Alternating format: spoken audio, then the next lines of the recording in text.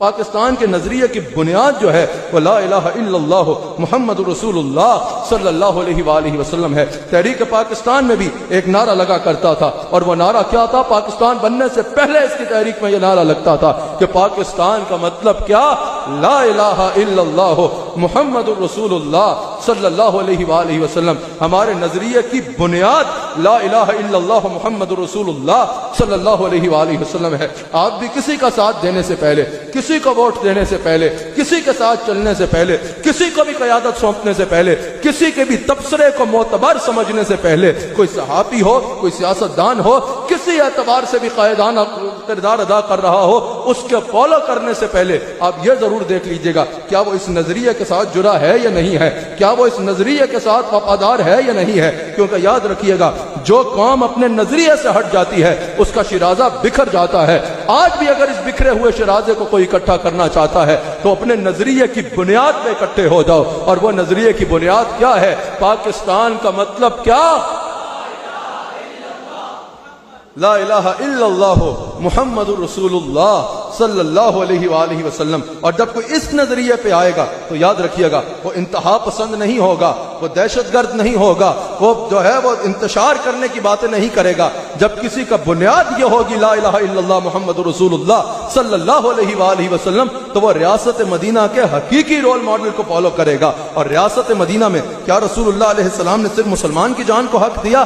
نہیں، جو دیت حضور نے مسلمان کی جان کی رکھی وہی غیر مسلم کی جان کی رکھی۔ حضور علیہ السلام نے جو غیر مسلموں کے ساتھ وہاں پر معاہدہ فرمایا، چاہے وہ نجران کے عیسائی ہوں یا جتنے ریاست مدینہ میں بسنے والے ان کے قبائل ہوں، حضور علیہ السلام نے فرمایا کہ تمہاری جان کی بھی حفاظت کی جائے گی، تمہارے مال کی بھی حفاظت کی جائے گی۔ And today we uphold this promise of our Prophet صلی اللہ علیہ وسلم۔ آج بھی ہم حضور علیہ السلام نے جو وعدہ فرمایا تھا اسلامی ریاست میں غیر مسلموں کے ساتھ، اس کو اپہولڈ کرتے ہیں، اس پہ قائم ہیں۔ جو حضور علیہ السلام نے فرمایا اسلامی ریاست میں غیر مسلموں کی جان کی بھی حفاظت ہوگی، ان کے مال کی بھی حفاظت ہوگی۔ حضور نے فرمایا ان کی عبادت گاؤں کی بھی حفاظت کی جائے گی، اور حضور نے فرمایا کوئی تمہیں جبرن اسلام قبول کرنے کے لیے نہیں لائے گا۔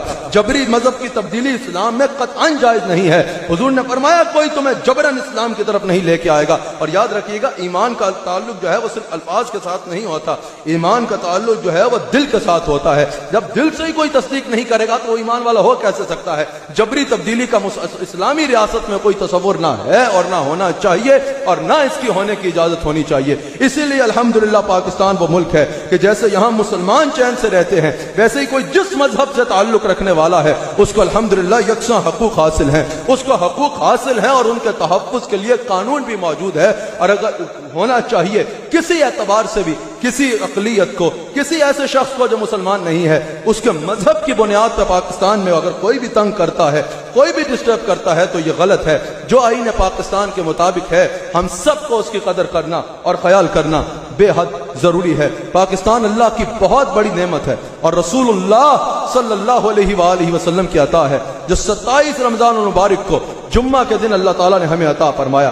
آخر میں یہ سن لیجئے، پاکستان رسول اللہ علیہ السلام کی امان میں ہے۔ ہم یہ نہیں کہہ رہے کہ ہم گھروں میں بیٹھ جائیں اور فقط دعا کرتے رہیں، ہم نے محنت بھی کرنی ہے، جستجو بھی کرنی ہے، لیکن یہ یاد رکھیے گا پاکستان رسول اللہ کی پناہ میں ہے، پاکستان رسول اللہ علیہ السلام کی امان میں ہے۔ حدیث میں موجود ہے نا، حضور علیہ السلام مشرق کی طرف منہ فرماتے تھے، اس سمت کی جانب رخ فرما کے فرماتے تھے مجھے یہاں سے ٹھنڈی ہوا کے جھونکے آتے ہیں۔ جب پاکستان بنا تو ہمارے وہ اکابر جو محمد علی جناح رحمۃ اللہ علیہ قائد اعظم کے ساتھ کھڑے ہوئے تھے، اور یہ بھی یاد رکھیے گا بعد میں باقی بھی آئے، اللہ تعالیٰ سب کو اس نظریے پر لے آئے، لیکن سب سے پہلے اگر قائد اعظم محمد علی جناح کے ساتھ شانہ بشانہ کوئی کھڑا ہوا تھا تو وہ مشائخ اہل سنت کھڑے ہوئے تھے، وہ یا رسول اللہ کہنے والوں کے اکابر کھڑے ہوئے تھے، بلکہ یہ کہا تھا جناح صاحب اگر آپ پیچھے بھی ہٹ جائیں گے تو اب ہم پیچھے نہیں ہٹیں گے، ہم یہ ملک بنا کے دم لیں گے انشاءاللہ۔ اگر یا رسول اللہ کہنے والے نہ ہوتے، اگر مانکی شریف کی حضرت نہ چلتے، اگر دیگر یا رسول اللہ کہنے والوں کے مشائخ نہ چلتے، تو آج پاکستان کو آپ اس انداز میں نہ دیکھ پاتے۔ اس میں قربانیاں ہیں یا رسول اللہ صلی اللہ علیہ وآلہ وسلم کہنے والوں کے اکابر کی۔ اللہ اکبر۔ جب پاکستان بن گیا تھا اس وقت ہمارے اکابر نے کہا تھا کہ جہاں اس کی دیگر تشریحات موجود ہیں، اس حدیث سے ایک مراد ہم یہ بھی سمجھ سکتے ہیں کہ حضور اس طرح منہ کر کے فرماتے تھے کہ مجھے یہاں سے ٹھنڈی ہوا کے جھونکے آتے ہیں، اس کی وجہ یہ بھی ہو سکتی ہے کہ اسی سمت پہ ریاست مدینہ کے بعد اس پہلی ریاست کا قیام ہونا تھا جس نے اسلام کے نظریے پر بننا تھا، اور وہ الحمدللہ یہ ہمارا پیارا ملک، یہ ہمارا ملک پاکستان بنا۔ اللہ اس ملک کے جھنڈے کو تا قیامت بلند رکھے، اللہ اس کی عزتوں کے شملے بلند رکھے انشاءاللہ، اس کا جھنڈا پوری دنیا میں لہراتا رہے الحمدللہ، اس کا جھنڈا امن کی ضمانت ہو انشاءاللہ، اس کا جھنڈا ظالم کے خلاف ہمیشہ بلند ہوتا رہے انشاءاللہ۔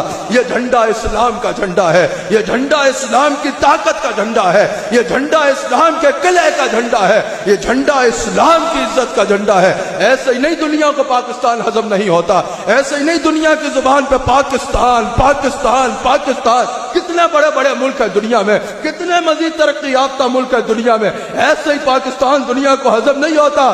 دنیا جانتی ہے پاکستان کی تلوار کی طاقت اپنی جگہ دفاع کے لیے، پاکستان کے میزائلوں کی طاقت اپنی جگہ، لیکن پاکستان کی اصل طاقت نسبت مصطفیٰ اور گنبد خضرا کے ساتھ تعلق ہے، رسول اللہ علیہ الصلوۃ والسلام کے ساتھ تعلق